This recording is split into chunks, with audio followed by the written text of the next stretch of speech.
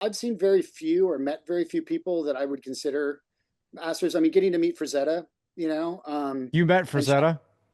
oh yeah, I have a whole podcast on it that I did for YouTube that Oh, I spent a full day with him and hung out with him, watched movies with him, and just hung. I mean, what did it you was an watch with amazing, Frank Frazetta? yeah, it was an unbelievable experience. Yeah, yeah, you watch it. Go on YouTube, or you can put a link on it or something. But it's a Dude, good story. You'll get okay. a kick out of it. You'll get a kick out. It I'm was I gonna was 20, include that. I'm gonna include that I in the was show notes. 26. I think I was 26 or 28 at the time, and man, it was something else. But man, talking about a genius and an interesting dude. Yeah, I mean, And a just master. what a great master. Yeah, but Yeah. so I've been fortunate to get to meet him in particular would Hmm. be one that I got to meet that was just quite interesting to get to just spend time a good amount of time with him. What movie did you watch with Frank Frazetta? Oh, The Night of the Hunter. Yeah, Okay. that was so good. That was so good. It's so funny.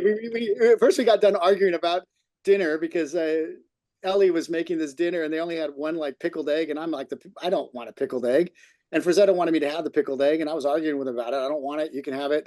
We get to this whole thing, and then afterwards he's like a little kid sitting here on the carpet with a tub of candy between his knees, watching this movie, like just the whole time, like look at this scene and look at the lighting and look at the staging and look at this and look at that, and I'm just like, it's like a little 5-year-old. It was awesome. I mean, we were just sitting there and it was just like I was Yeah, in the Twilight Zone. But go watch that episode because I I talk about will. it for like an hour and it's on our YouTube and it's really cool. But I think you'll get a kick out of it. And it was one for the memory books. I'll tell you, it was like sitting down with Mozart or something. I mean, it's just, and he had a stroke not long after that. So I think I was one of the last people to legitimately sit down with him for an extended period of time and just hear his story, tell him my story, and just talk to him mano y mano, guy to guy, painter to Yeah, painter.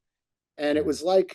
it was such a special moment. It was literally one of the highlights of my art life for sure. Just because I grew up drawing that guy's stuff before anyone knew him. My dad would rip the covers off of the Edgar Rice Burroughs and throw the book away, and he used to have a stack of rubber banded covers that I would sit and draw all day when I was 5 years old. And I mean, I grew up with that guy, Pink Hmm. Floyd and Frazetta, in my dad's studio as a little tiny guy, and that would probably answer a lot of questions for a lot of people right there. But You and me now you're both, probably, man.